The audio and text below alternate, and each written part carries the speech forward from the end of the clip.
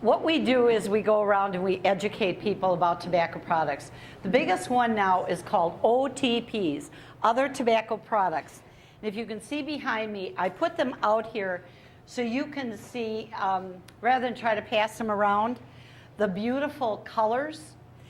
These products, there's tobacco in there and there's candy. And there's a reason for this, because the tobacco companies, as laws became enacted against smoking, they knew they had to get a product people could use and not be smoking. They also need new addicts every day. These are directed at children. They're fruit and candy flavored. Believe me, beautiful, beautiful flavors. When I opened up some of them, I couldn't believe it. As a local, as an amateur artist also, what I find interesting is their coloring. Take a look at the purple. Purples are very hard colors. There's always so many tones. Isn't that remarkable that the candy and the cigarette products are all the same purple? If you look through, you'll see it's all the same tones. That's done on purpose.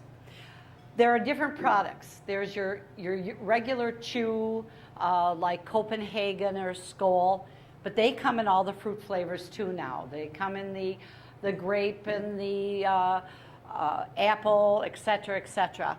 Then there's your little cigars and cigarillos. The problem is they come in packs of 20, and there's a tax inequity going on. Taxes on cigarettes are $2.52 for a pack. It's about 73 cents for a pack of the cigarillos. So our kids have discovered these. And you're saying, well, they can't buy them anyhow. But they can. There are stores that will sell the kids. They give their money to an older brother, sister, neighbor, and they do get them. The other product is snus. And I am going to be passing, I will be passing this plate around for you. And I want you to open the tin of snus and get a smell of what it smells like. It's a tiny little tea bag. That's what it looks like. You put it in the side of your mouth, and because it's low in moisture and salt, you can swallow. So nobody knows it's there. We're seeing a lot of our young women using it. They think by smoking they won't get fat. And I always tell them, well, then there would be no fat smokers, and we know that's not the case. But try to talk to young women. This is something that is directly marketed to them. The other thing are sticks, and that you'll see one in there. They're long, thin sticks. It's finely ground tobacco with binders, and you just put it in your mouth and chew it like you're chewing a toothpick. The other thing are like Listermints. You just whip off a piece just like a Listermint, put it on your tongue, and it'll melt. The other one, which I find this one very sad, is orbs. We call them Tic Tacs because they're like Tic Tacs. There's already been cases of children getting at them and overdosing. In 2007, the last statistic we have, there are nearly 7,000 calls to poison centers from children ingesting tobacco. And now as tobacco is becoming more flavored and fun, we're going to be seeing more of this. The other one that is out there are called, it's snuff, and it comes in bullets. By the way, you can go to YouTube, you can go to eBay, you can go to Amazon, you will find all these products. And the bullets are particularly sold with that idea that it's like cocaine, because you take this fine ground snuff and you put it on and you go like this. And the kids feel big about doing this, unfortunately. And they're really kind of attractive, these little bullets, and they also come with a spoon. Just like a cocaine user. This is another thing. We did a presentation at Frank's school the other day. We had a 5-year-old little girl come up and recognize blunts. What blunts are, I'm trying to see if I have any on here. Blunts are, I think this is in a blunt. A blunt is hollow. It's tobacco, and it's in a long tube, and it's meant for you to fill it with your form of tobacco. Unfortunately, we know what they're filling it with. But they're also flavored nicely. But this little girl looked, said, oh, that's a blunt. So she's seeing it from mom, dad. She's possibly seeing it from an older brother, sister. The amazing thing when I go out and do these is the kids know the products. The adults don't. They're like, what? Where? And the kids say, oh, yeah, I'm familiar with this one and that one. And the fragrances and the smells are in the taste. Well, I don't know about the taste, but I know from what I've heard is right there. It's to get that child there. In the plate that I have passed around is a chocolate cigar, about the size of a cigarette. And like I tell everybody, I've never seen an adult man smoke a chocolate cigar, but I have seen a 16-year-old girl. And that's who they're directing it to. I saw another one that was thinner and smaller, and it was a chocolate mint. Well, you'd have thought you were holding an Andes mint in your hand. The smell was so good. And that's why they're making it easier. And that's why we're out there doing our presentations on OTPs. We're putting these posters all around Kenosha, Racine, and Walworth, just saying, look quick. Which one is the candy? Which one is the tobacco? As you all know about my granddaughter, Abigail, who's grown up with this, knowing how we feel about tobacco, I was putting these together in my dining room. And she came through and said, wow, do you have the candy here? And I said, start looking, honey. And we started looking, and she was amazed. She did not realize half these products here are tobacco.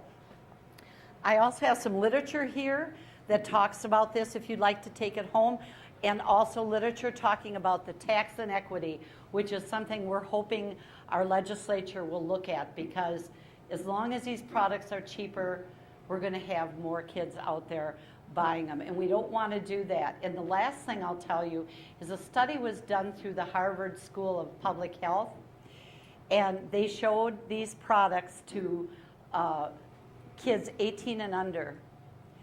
50% said they would try the products just because of the way they're marketing. The tobacco companies know that. They have always known how to market their product. They did a good job of it. And they spend $270 million in Wisconsin alone to sell their product. That's 40 times how much we have in the tobacco prevention and control program for the whole state of Wisconsin. 40 times what we have, they're out there marketing to our kids, and it's not fair. It's what we don't want for our children. Can I answer any questions for anybody? I have a question. When you go to a school and you talk to kids, right? Do you explain to them the danger? What do you say to them? Absolutely. We talk to them about the danger of tobacco, what it can do to them, but I'll tell you that doesn't work. The tobacco companies do that. If you notice their advertising, it'll always be smoking isn't for children, it's an adult thing. That's what immediately makes kids smoke. We have our group, it's called FACT, F-A-C-T, Fighting Against Corporate Tobacco. That is kind of an edgy youth group, youth-run group that talks about not being manipulated. That gets the kids. They don't want to be manipulated. They don't want to be used to sell a product. Most kids, I find the little ones particularly, and almost through, they really know that smoking isn't good. Middle school rates here in Kenosha are about 4.7%, still too high as far as I'm concerned. They understand it, but then it becomes that social pressure they feel at high school. Though what's interesting is only about 1 out of 4 high school kids smoke. So the majority of the kids don't smoke, but it's those smokers that somehow make our kids think, I'll be cool if I smoke. So the little ones really understand it. And the older ones all think I'll quit. They all think, well, I'll quit when I get older. I'll quit when I have my first baby.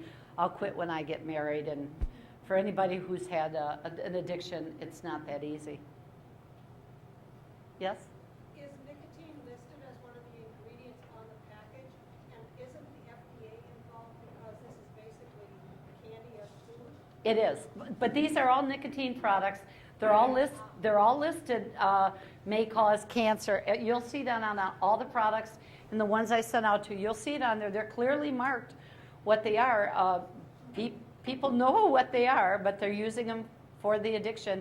And unfortunately, we see what we call dual use. They'll have particularly the snus, they'll have that little packet in their mouth and then go outside and light up a cigarette and not realize it. And the thing that's important to understand, like the snus is worth about a cigarette and a half of nicotine. The little cigarillos are equal to about 10 cigarettes. They're much higher. You know, you're still getting that nicotine, and you're getting it higher than you think you're going to get it.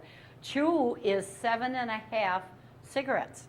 So, and I've heard from men who'll say, well, I started chewing to get over the cigarette habit. Well, it's 7.5. And because of that, we're seeing just so many increases in the mouth cancers, the lung cancer, the throat cancers, stomach cancers now from the chewing. I actually did a presentation at a Rotary Club out in Walworth, and there was a dental hygienist who said to me, this is my answer. She said, you have no idea the mouth lesions we're seeing. And she says, I'm seeing them in young women. I'm seeing them in 30-year-olds. And I said, well, one of the most famous cases we have is a young man from down in Oklahoma. I can't even tell you what a handsome young man. Kind of a young Paul Newman, for those of you my age. And he started chewing at the age of 13. He was involved in sports. And that was very common down there. At his graduation dinner, his parents took him out for a nice steak from high school. He bit into it and he went, ow. His mom said, well, let me look. His mom was a registered nurse, said, we better get you to the doctor. Well, that was the beginning of the end. A year and a half later, he was dead.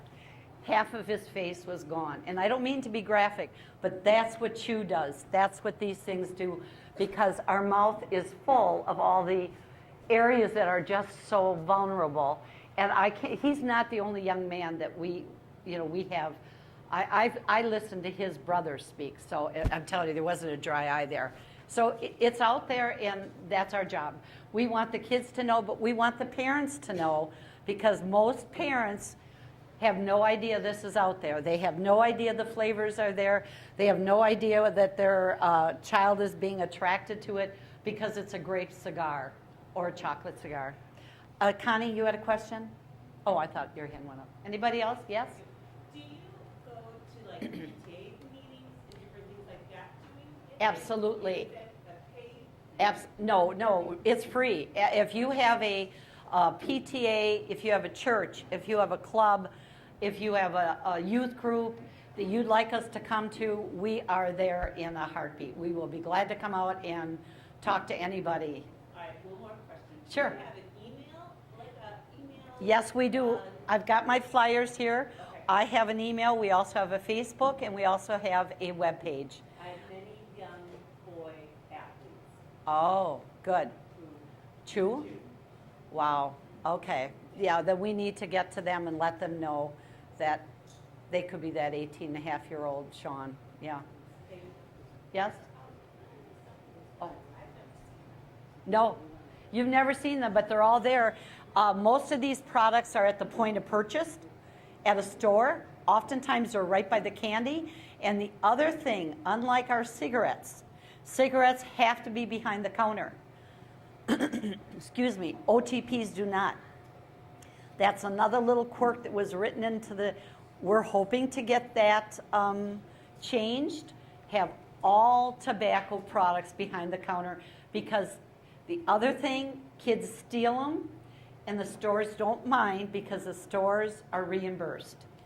So it's nothing off of them to have it stolen, and it's just like any dope dealer who will gladly give it to you free until they get you addicted. So that's another issue that we're up against. Did you have a question? Do you think that our local PTAs would partner with you in getting this information out to our children? I am sure all of us are alarmed by the information you're giving us. Yeah. This is the first time that I've been aware of such Yeah. travesty for our poor children. It is. Now they have one more item of stress. Right, right. I would be glad to partner with the PTA. I would be glad to give them information, come and talk, possibly do something that could be put in the unified newsletter that they send out. Well, like I mentioned about my granddaughter, she's grown up with us doing this. She saw them, and her first reaction was candy. And one of her favorite is this green Skittles. And I always use this as an example because if somebody came up to her with that green skull and said, well, you know, you like these Skittles, right? Well, yeah. Try this, chew this, you'll see. And she would. No, she wouldn't, believe me. But I can see a child doing it. You know, here's this nice, wonderful flavor. Why not? They're children. They think like children. That's why it's up to us as adults. And our focus with KRW is not adults. We would like to help adults quit, and we give them that information. Our own Joan Fergus actually has a cessation program. But our focus is kids because they're being manipulated, they're being lied to. They have a chance to make their lives better, and that's what we want to see. You know, that's our focus. Any other questions? Thank you so much, everybody.